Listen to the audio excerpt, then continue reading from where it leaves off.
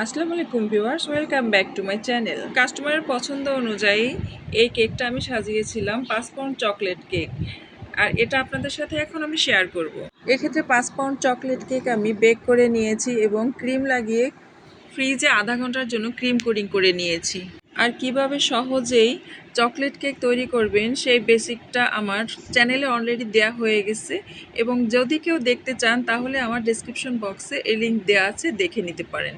যেহেতু কাস্টমার আমাকে 2টি কালার 2ভাবে দিতে বলেছে, তাই পাইপিং ব্যাগে ভরে আগে থেকে আমি 2টা কালার আলাদা করে 2 পাশে লাগিয়ে নিয়েছি, এবং এক সাইডে লাগানোর পরে আমি ওই সাইডটাও লাগিয়ে নিয়েছি, এবং 2 পাশের কালার যেন মিশে না যায় ওইভাবে আমি 2 পাশ সমান করে নেব। ক্ষেত্রে এক সাইড আমি সমান করে নেওয়ার পরে অপর সাইডটা ধরেছি, এবং বারবার আমি স্প্যাচুলাটাকে মুছে নিয়েছিলাম, এবং এই স্কার্ফটাকেও মুছে নিয়েছিলাম যাতে একটা কালার আরেকটা কালার সাথে মিশে না যায়। 5 পাউন্ড কেকের 2 পাউন্ড কেক সমান করা হয়ে গেছে। এবার এটাকে ফ্রিজে রেখে অন্যটা শুরু করে দিলাম। এটা ছিল 1 পাউন্ড কেক, আর এটাকেও আমি পাইপিং ব্যাগ দিয়ে আলাদাভাবে ক্রিম দিয়ে লাগিয়ে নিয়েছিলাম, এবং এক পাশ সমান করে অন্য পাশটাও সেম সমান করে নেব।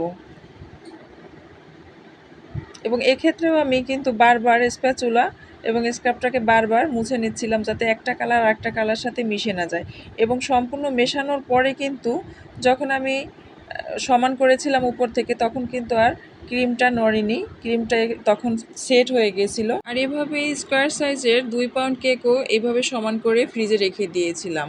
প্রত্যেকটা কেক এভাবে সমান করে ফ্রিজে রেখে দিয়েছিলাম যাতে পরবর্তীতে ডিজাইন করতে আমার সুবিধা হয় এই জন্য। এদিকে 2 পাউন্ডের হাইট কেকটার উপরে আমি একটা প্রথমে ডিজাইন করতেছিলাম, পরে দেখলাম যে এই ডিজাইনটা বেশি ভালো লাগছে না, তাই উপর থেকে হাত দিয়ে তুলে নিলাম, কারণ স্প্যাচুলা দিয়ে তুলে নিলে তখন দেখা যায় ক্রিমটা অন্য ক্রিমের সাথে লেগে যেত, এক কালার আর এক কালারের সাথে।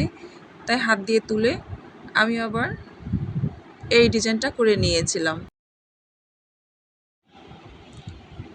এই ডিজাইনটা করার পরে আমি আগে থেকে চকলেট দিয়ে টপার বানিয়ে রেখে দিয়েছিলাম, আর এই চকলেটগুলো সব সাইড থেকে এই টপারগুলো লাগিয়ে দেব। এরপরে এক্সট্রা করে এই যে স্টারগুলো আমি কিনে এনেছিলাম, আর এই স্টারগুলো লাগিয়ে দিয়েছি। 2 কালার 2 পাশে লাগাবো, আর পিঙ্কটা পিঙ্ক পাশেই লাগিয়ে দেব, আর ব্লুটা ব্লু পাশেই লাগিয়ে দিয়েছি। আর এরপরে 2 সাইডে 2 বাবুর নাম লিখে দেব, যেহেতু এটা 2 in 1 বেবির জন্য জন্মদিনের কেক, তাই 2 বাবুর নামটাই লিখে দেব। ছেলে বাবুর নামটা লিখব ব্লু সাইডে, আর মেয়ে বাবুর নামটা লিখব এই পিঙ্ক সাইডে। ভিউয়ার্স, আমার ভিডিওগুলো ভালো লাগলে চ্যানেলটি সাবস্ক্রাইব করবেন, এবং কেকটা সাজানো কেমন হয়েছে জানিয়ে দেবেন, এবং একটি লাইক দিয়ে আমার চ্যানেলের পাশে থাকবেন।